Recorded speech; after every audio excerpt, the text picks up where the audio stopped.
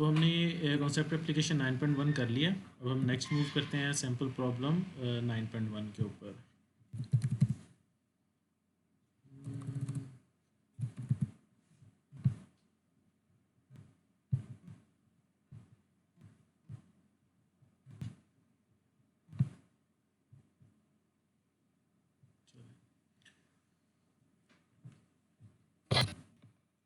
अब इसमें हमारे पास क्या सैम्पल प्रॉब्लम नंबर 9.1।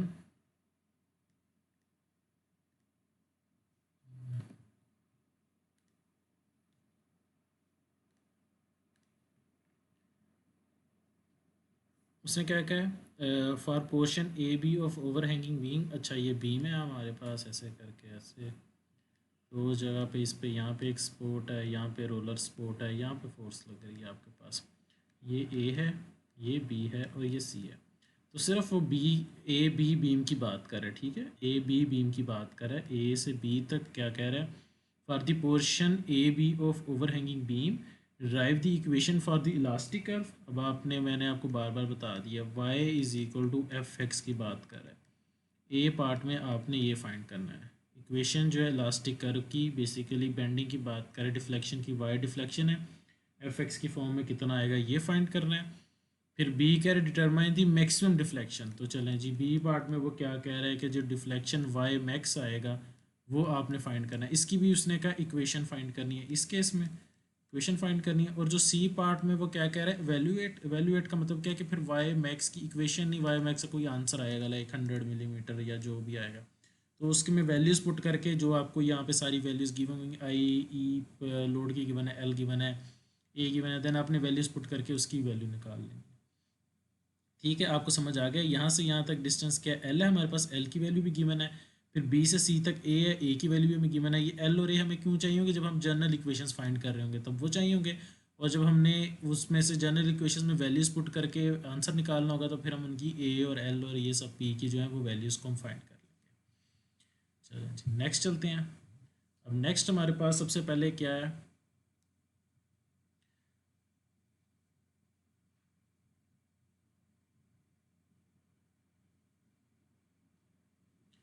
सबसे पहले हमने क्या करना है, दोनों रिएक्शंस फाइंड करते होते हैं, R A and R B. अब आप खुद कर सकते हैं इनको, आर ए आपने फाइंड कर लेना है एंड आर बी फाइंड कर लेना है। तो आर ए हमारे पास, अब आपने पूरे को कंसीडर करना है। यहाँ पे फोर्स पी लग रही है, आप मोमेंट फाइंड करेंगे, सिग्मा एफ वाई फाइंड करेंगे, फिर मोमेंट फाइंड करेंगे, तो आपके पास दोनों फोर्सेस आ जाएंगे, P A over L. R A भी फाइंड कर लेंगे और आप आर बी भी फाइंड कर लेंगे। पी उसका आंसर आएगा 1 प्लस ए ओवर एल आपके पास। ठीक है, और ये उसने डायरेक्शन दिखा दी डाउनवर्ड और अपवर्ड, पॉजिटिव नेगेटिव भी उसने नहीं शो किया, सिर्फ डायरेक्शन दिखा दी। ठीक है, ये आपने reaction R A R B free body diagram बनाई हुई है ये, देन उसने यहाँ पे इसको फोर्स लगाया, आर ए कैलकुलेट किया, देन उसने आर बी कैलकुलेट किया, तो दोनों रिएक्शन आ गए। From the free body diagram from section A D की बात कर रहा है, मूवमेंट निकाला है उसने, movement is equal to negative P A over L into X. ठीक है, तो बेसिकली वो आर ए था आपके पास, आर ए का आंसर क्या हुआ था, पी ए ओवर एल, और यहाँ से डी का डिस्टेंस क्या एक्स, तो सिर्फ इसके साथ क्या है एक्स मल्टीप्लाई हो गया, तो आपके पास मोमेंट आ गया। और फिर उसने क्या कहा, the differential equation for the elastic curve, ये वही आपके पास इक्वेशन है जो हम शुरू से यूज़ करते आ रहे हैं, ये वाली E I D square by over D X square is equal to moment into X, ये वाली इक्वेशन है, ई इंटू आई है आपके पास। ठीक है, ठीक है, तो ये आपके पास आ गई D square Y over D X. अब यहाँ पे मोमेंट की जगह क्या है, P A L over X, X की जगह पे तो हमने वो यहाँ पे उसने क्या किया, ये इक्वेशन आपके पास आ गई। ठीक है, आपको इतना समझ आ गया। अब नेक्स्ट मूव करते हैं। नेक्स्ट उसने क्या कहा है, इसको सोल्यूशन सारा ये एक बुक में गिवन है आपके पास।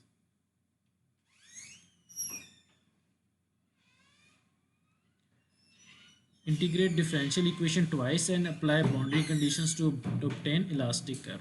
आपके पास आपने वो जो इक्वेशन अभी हमने लास्ट फॉर्म में बनाई है उसको क्या किया, उसने इंटीग्रेशन कर दिया, D square Y over D X integrate हो गया, D Y by D X बच गया, ये उसने इंटीग्रेशन कर दिया, प्लस सी वन जो है क्या वो ऐड हो गया कांस्टेंट।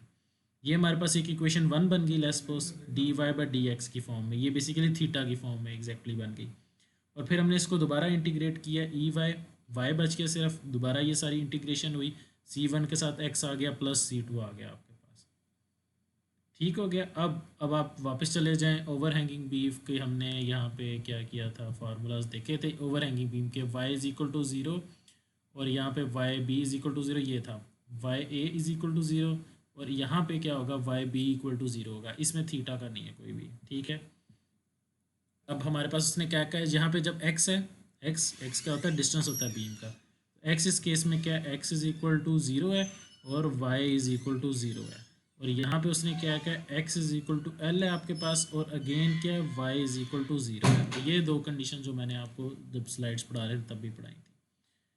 ठीक हो गया। अब आप क्या करते हैं, x is equal to zero और y is equal to zero पर पुट करते हैं इस इक्वेशन में, तो आपके पास C2 का आंसर क्या आता है, ज़ीरो आता है। और अगेन आप क्या करते हैं, x is equal to L and y is equal to zero, again इस इक्वेशन में पुट करते हैं, तो आपके पास ये C1 का वैल्यू आ जाती है, C1 is equal to 1/6 PA into L.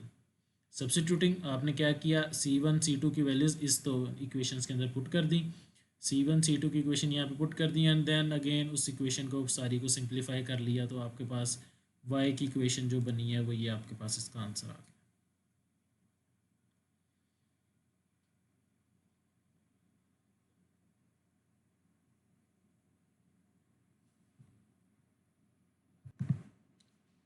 ठीक है, तो आपने क्या किया, C1 का आपके पास आंसर आ गया था, C2 इक्वल टू ज़ीरो आया आपके पास, C2 is equal to zero, ये इक्वेशन आपके पास 1 थी, इसके अंदर पुट कर दिया, ये इक्वेशन बन गई, 1 जो है वो चेंज होके ही होगी, and then again C2 and C1 की वैल्यू यहाँ पे पुट की, तो आपके पास ये y की फॉर्म में इक्वेशन आ गई। तो ये पहला आंसर आपके पास आ गया, जो पहला उसने पार्ट का था, ए पार्ट सॉल्व हो गया।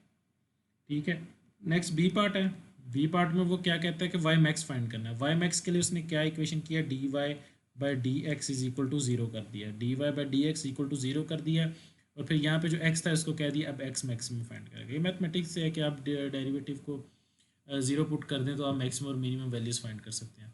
उसने क्या किया, D Y by D X is equal to zero, तो सारी इक्वेशन उसने इक्वल टू ज़ीरो पुट कर दी है, एंड देन एक्स एम जो है उसने क्या कह दिया, एक्स मैक्सिमम है वहाँ पे बेसिकली।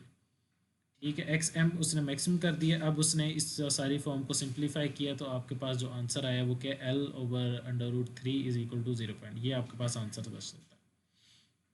इसको आप सिंप्लीफाई करेंगे तो आप देखेंगे ये आपके पास आंसर आएगा। तो ये बी पार्ट भी सॉल्व हो गया। लास्ट पार्ट था अवेल्युएट क्रॉसपॉन्डिंग। अब आपके पास वाई मैक्स है, वाई मैक्स का फार्मूला आपके पास है, आपने क्या किया, उसके अंदर वैल्यूज़ पुट कर दी, जो भी वैल्यूज़ थी, पी की वैल्यू है आपके पास, ए की, एल की, सारी वैल्यूज़ आपके पास हैं, सिर्फ एक वाई मैक्स अननोन है। तो वाई मैक्स अननोन है, ये देखिए यहाँ पे उसने सारी वैल्यूज़ पुट की हैं, तो वाई मैक्स आपके पास आ जाएगा। तो वाई मैक्स की आपके पास आंसर आ गया 0.238। ठीक है, और यहाँ पे इस जगह पे वो बता रहे हैं कि वाई मैक्स आपके पास आ रहा है ई पॉइंट के ऊपर कोई।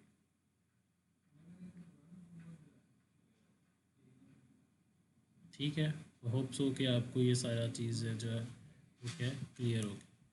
ये वाली इक्वेशन ये वाली है, ये जो y की इक्वेशन ये y है, y मैक्स के लिए इसने इक्वेशन बताई, यहाँ पे वो पुट कर दी, एंड इस इक्वेशन को सॉल्व करते हुए सेकंड पार्ट उसने सॉल्व किया, यहाँ पे x मैक्स निकाला।